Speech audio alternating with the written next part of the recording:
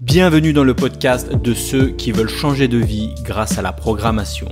Je partage avec toi des astuces pour mieux apprendre à coder, des conseils pour trouver plus de missions pour devenir freelance et digital nomade, des idées pour vivre différemment, pour vivre selon tes propres choix. Le podcast est disponible sur toutes les plateformes. Pense à t'abonner pour ne rien rater. Bonjour, content de te revoir du côté d'Arcachon. Arcachon, un coin vraiment sympa. Là, j'y étais pour 2 jours. On y était pour 2 jours. On a loué une petite voiture, là, comme je te disais, dans le sud de la France, et on a fait le tour donc d'Arcachon. On allait jusqu'au Cap Ferret, etc. Donc c'est vraiment un coin vraiment super sympa. Donc là, je marche dans les rues d'Arcachon, vers le port d'Arcachon. Et donc aujourd'hui, je voulais te parler. Donc je suis à Arcachon, il y a beaucoup de vent. Et donc je suis désolé du bruit dans ce podcast. Il risque d'y avoir beaucoup de vent, et donc ça ne sera pas un podcast parfait, mais justement ça tombe bien puisque c'est le sujet du podcast, c'est sur la perfection.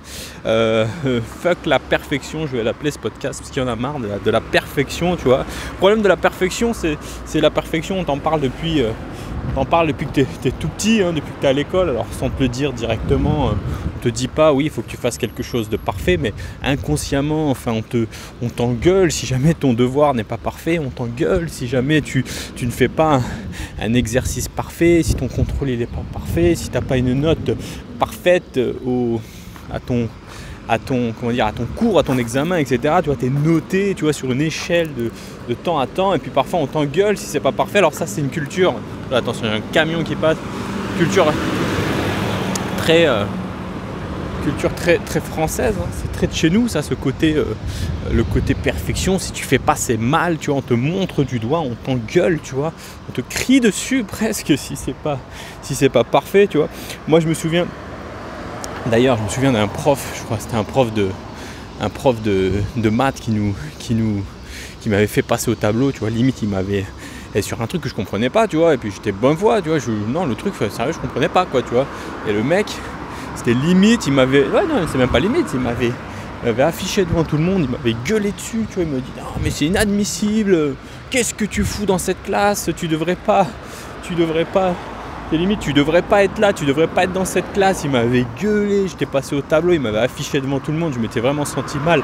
Le mec, il m'avait traumatisé, enfin c'est n'importe quoi, tu vois, arrête ce boulot, sois pas prof si tu veux pas, si ton but c'est de gueuler comme ça sur les élèves, tu vois, je veux bien, c'est pas de la pédagogie ça, de gueuler sur les élèves, tu vois, même en cours de langue, tu vois, en anglais, tu vois, je me souviens d'une prof aussi, dès que tu te trompais, tu as dit non, c'est n'importe quoi, pas comme ça qu'on dit, et du coup, ça te bloque, tu vois, ça te bloque à apprendre l'anglais, ça te bloque à parler, alors qu'on sait que pour apprendre une langue, il faut se tromper, il faut avancer, il faut parler, il n'y a que ça qui marche, c'est de pratiquer, c'est de parler, donc fuck la perfection, ça t'empêche de marcher, tu vois. Je repense encore, je sais pas si tu as écouté le podcast de lundi, où je te parlais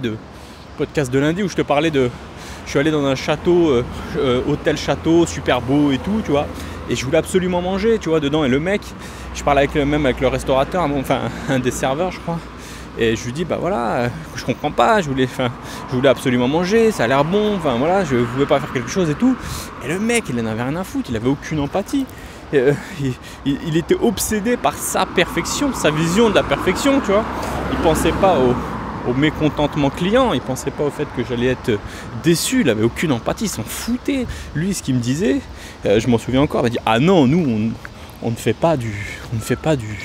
Chez nous, c'est pas la brasserie du coin, ce n'est pas Léon de Bruxelles, ce n'est pas je sais pas quoi. Nous sommes un restaurant, nanani, nanana, donc on ne peut pas faire plus de couverts pour ne pas avoir un service de merde. Et du coup, le mec, il préfère mécontenter des clients, plutôt que perdre dans sa soi-disant perfection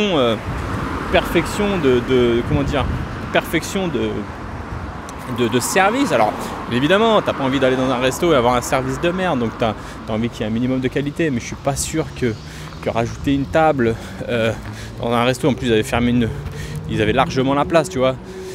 pas sûr que fermer une table, que rajouter une table, putain c'est le bordel cette ville là. Trop de voitures ici en fait, c'est la merde. Oui, donc je disais quoi déjà?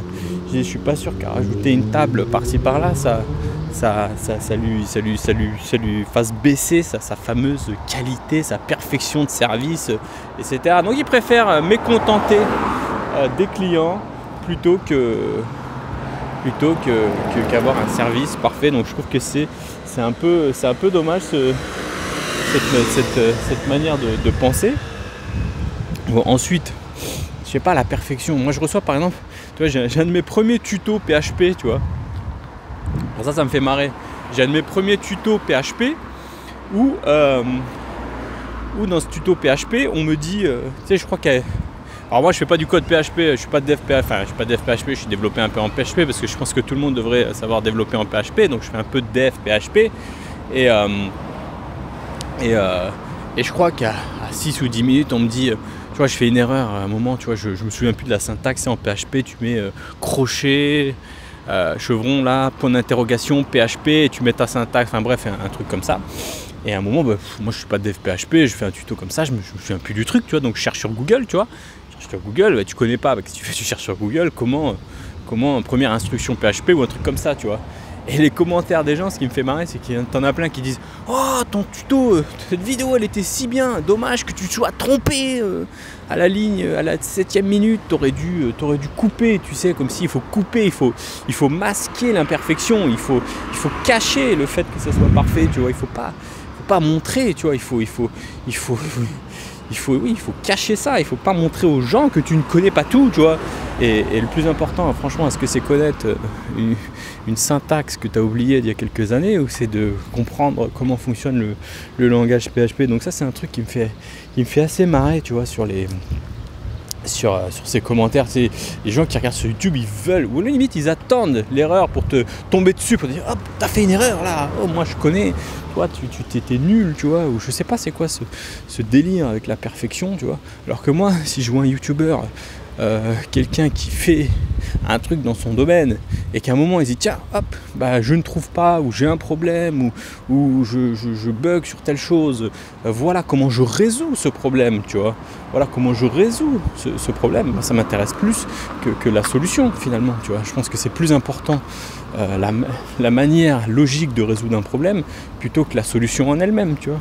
Les gens veulent une solution au lieu d'avoir, comment dire, la méthode de raisonnement, tu vois, j'ai envie de dire, parce que parfois la méthode de raisonnement est plus importante que le, comment dire, plus importante que la solution.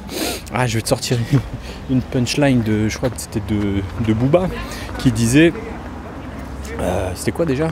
C'était je m'en fous de ton poisson, je préfère apprendre à pêcher, tu vois, un truc dans le genre. Et ça c'est tellement, j'ai adoré cette punchline parce que c'est tellement ça, quoi, tu vois.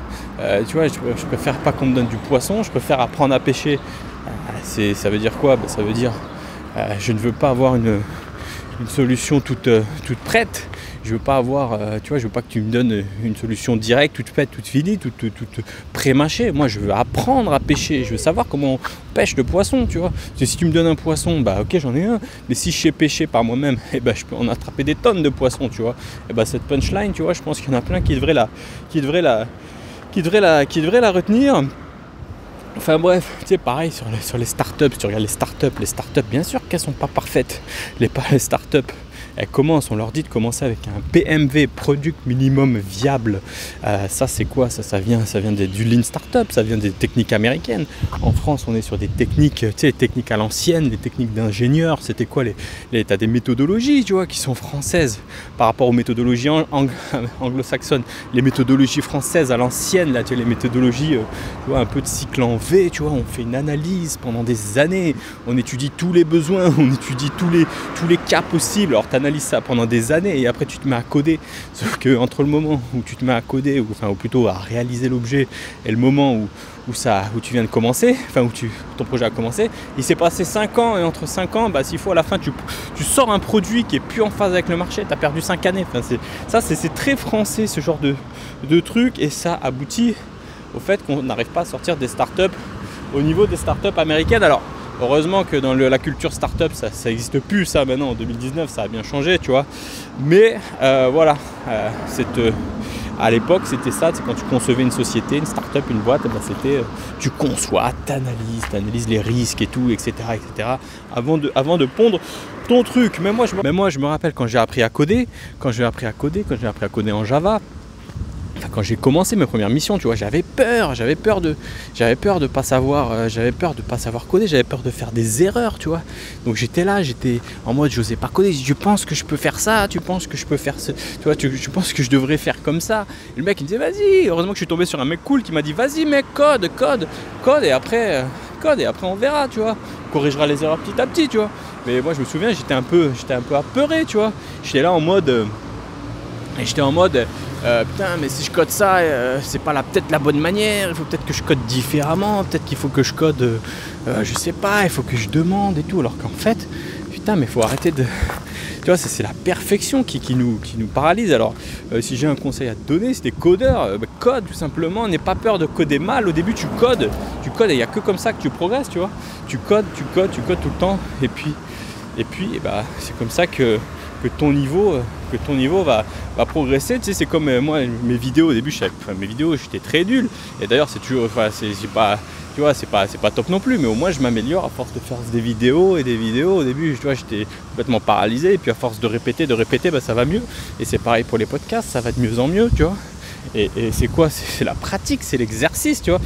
Au début, je me souviens quand je me suis lancé, je voulais faire ma première vidéo, je voulais qu'elle soit parfaite, je voulais faire un montage de ouf et tout. Ça m'a pris des années avant de se lancer une vidéo. Alors que maintenant, ce que j'ai fait, j'ai eu un déclic un jour, je me suis dit vas-y, faut arrêter les conneries. Je filme une vidéo de merde. J'ai fait un premier vlog, tu peux même le retrouver, une première vidéo, j'ai pris le truc, j'ai filmé en mode à l'arrache, tu vois. Et voilà, moi je suis lancé, puis j'en ai fait plein, maintenant j'ai plus de une centaine de vidéos peut-être. Et du coup, j'ai pu progresser comme ça tranquillement. Donc voilà, petit message. Si je devais dire un petit message, petit message, c'est fuck la perfection, faut arrêter d'être perfectionniste. Ce qui compte, c'est de pratiquer, ce qui compte, c'est d'avancer, ce qui compte, c'est de répéter, la répétition, les routines, la pratique. Et il faut arrêter d'avoir peur à la perfection, du syndrome de l'imposteur, tout ça. La perfection, c'est quelque chose qu'on atteint. Tu vois, comme on dit, la perfection n'existe pas. Tu vois, la perfection, on tend vers une perfection, mais la perfection existe pas. Hein. Je sais pas si tu peux regarder Notre-Dame, c'est très joli. Hein, Notre-Dame, mais elle n'était pas parfaite. Notre-Dame, tu vois, Notre-Dame, elle était faite avec un toit en chêne massif. T'imagines que c'est plutôt un défaut qu'une perfection, parce que ça a amené à ça. C'est peut-être joli, mais ça a amené à sa perte, on va dire. Donc tu vois, il a fallu des années. Tu vois, au début, la première version de Notre-Dame, elle n'était pas aussi jolie que maintenant, tu vois. Et si les mecs, ils étaient partis en mode, il faut tout de suite que ça soit parfait, ils auraient peut-être jamais rien fait.